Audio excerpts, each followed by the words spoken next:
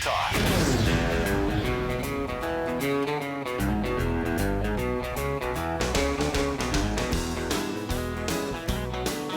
Hi, welcome back to Focal Point AFR Talk. Brian Fisher is my name. Got a lot of dust up obviously going on over in the Ukraine, and I want to spend a little bit of time talking about that and play some sound bites as the program develops. By the way, just from a political standpoint, it looks like we are getting ready for a replay of 2008 and 2012. I'm looking at a story here from the Washington Post that says all of the big money, all of the heavy wallets, all of the fat wallets in the GOP, the ruling class Republicans, the elite Republicans, they want Jeb Bush for 2016. Jeb Bush, I'm not saying he's an undocumented Democrat, but he is close. So the big money types in the GOP are pulling for another McCain, another Romney. They want Jeb Bush because they believe he is the most electable of the potential Republican candidates. That's what we were told about McCain. That's what we were told about Romney. We got to go for the guy that is the most electable, lost 2 times in a row. Get ready to make it 3 if the ruling class Republicans get their way. In California, the Democrats have lost their supermajority there. They had 2/3 control of the House and the Senate. They've had 2 representatives or 2 lawmakers that have had to step down because of corruption convictions. Here's one guy, Senator Rod Wright, convicted on 8 felony counts of lying about his residence so he could run apparently in a different district in which he lived. And then Senator Ron Calderon, who was charged with taking almost $100,000 in bribes, being kind of a pay-to-play deal. Give me the money and I will support this piece of legislation. So the Democrats had complete, absolute, total control. They could override any veto because they had 2/3 of everything. Now they have lost that because of corruption. Article here in the New York Times about the Democrats trying to figure out some way to get white males back into the Democratic Party. They're gone. White males are out of here. And the article refers to the long-time estrangement of white men from the Democratic Party. And they're realizing the damage this could do to them. No presidential candidate, you ready for this?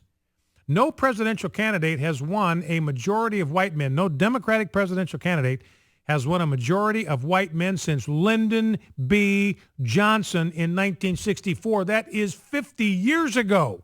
It's been 50 years since a Democrat presidential candidate has won a majority of the white male vote. So Democrats know that they've got a problem there, and they really have no way that I can see to fix that. Well, let's talk about Ukraine a little bit. President Obama's disapproval numbers are soaring into the stratosphere.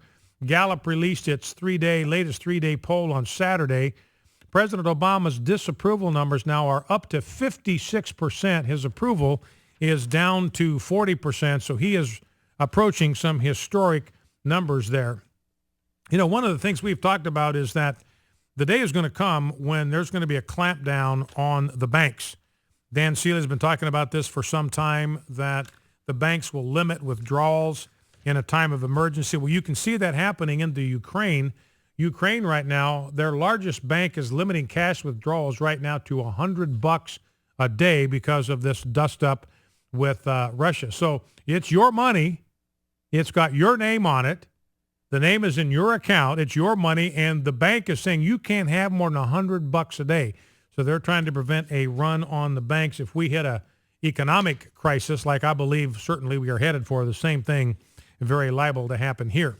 All right, well, let's talk about this business in the Ukraine. Now, let's grab a couple of sound bites if we can. Jeff, Rob, let's start with clip number 3. Well, clip number 2. Let's start with clip number 2 because we're going to do a couple of flashbacks here. This is President Obama in 2012 campaign debating Mitt Romney, and they're talking about Russia.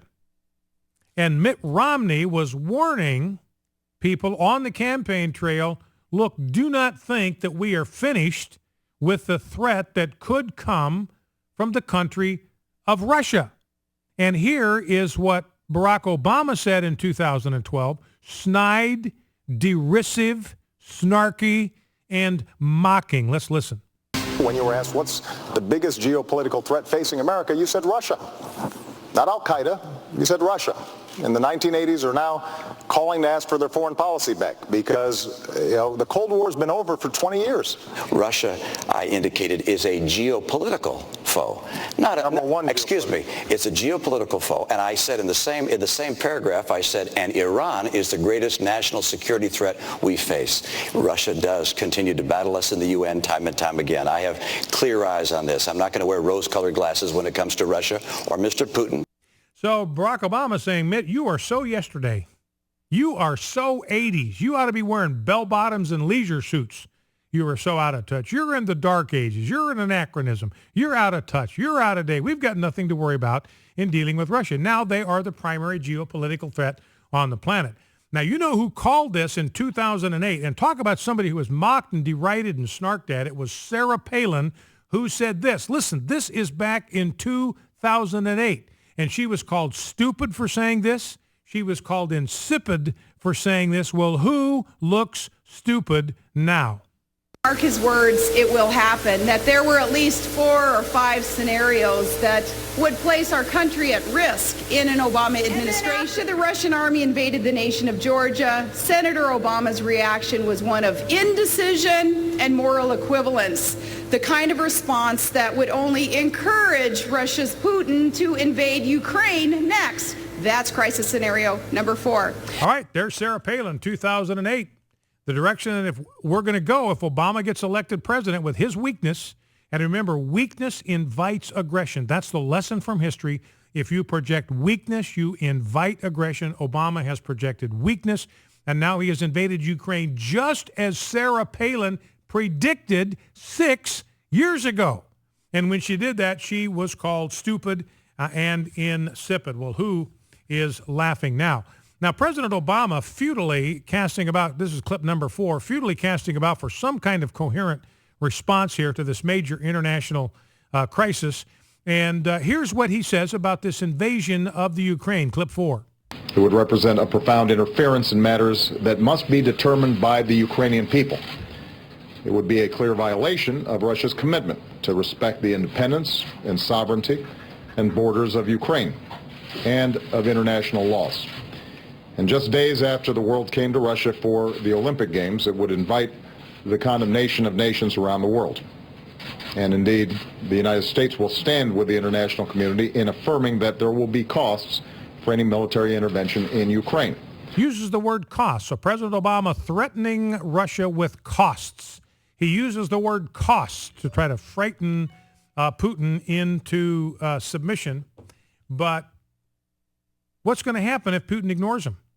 Well, my suggestion is that what Barack Obama do will go out there and look for adverbs. He'll start finding adverbs to use. If nouns don't work, if the word cost if that word doesn't work, then he's going to reach for some adverbs to try to frighten Putin into submission. And you want to talk about costs? You want to talk about costs on this deal? This is a thing that nobody is talking about, but it's absolutely critical. And nobody's recognizing this yet. I came across one piece in the Examiner.com raising this problem for the United States. Remember, President Obama bagged our entire space program in 2010. We had a program called the Constellation Program. That's what enabled us to get our astronauts back and forth to the International Space Station. Obama blew it up 2010. He cashiered it. It's gone. We have no space program. NASA now is in charge of outreach to the Muslim world or something like that. We have no space program because of President Obama. Now, it's been my contention that the justification for a space program is one reason and one reason only: national defense. That's why we have a space program, because we want to be in control of space. We want to be able to defend ourselves against any threat that would come to us from space. That's why we need a space program, not just to explore the last frontier and all that. I'm fine with that. That's good. But the reason for doing it, the justification, is we want to be the leader in space for the purposes of self-defense. Now, what Obama did in 2010 is he said, hey, look, We can cancel the Constellation program because we can get our astronauts to the space station. How? The Russians will take us there. The Russians will bring us back. We don't need our own space program. We don't need ships that can take us to the space station. We'll just have the Russians do it for us. So the Russians, for the last 4 years, the only way, listen to this, the only way, ladies and gentlemen, that we can get back and forth to the International Space Station is if we hitch a ride with the Russians. Now, what happens if President Obama tries to slap some kind of sanctions or financial penalties or visa revocations or calls his ambassador home, all of this kind of meaningless stuff that'll make no difference to Putin? He could care less. He's Dirty Harry. You know, Time Magazine put a picture up of President Obama riding his little bike with that dorky little bike helmet on with that grin on his face. And next to it is Vladimir Putin out there in the wild steppes of Russia riding bare-chested on a horse, looking like Clint Eastwood. So, the message that Time was sending, look, the United States, we've got Pee Wee Herman. Russia, they've got Dirty Harry. They've got Clint Eastwood. We've got Pee Wee Herman. Anyway, realize now, if President Obama tries to impose some sort of financial sanctions on Russia, what does Putin do? He says, all right, well, that's it for your free rides to the International Space Station.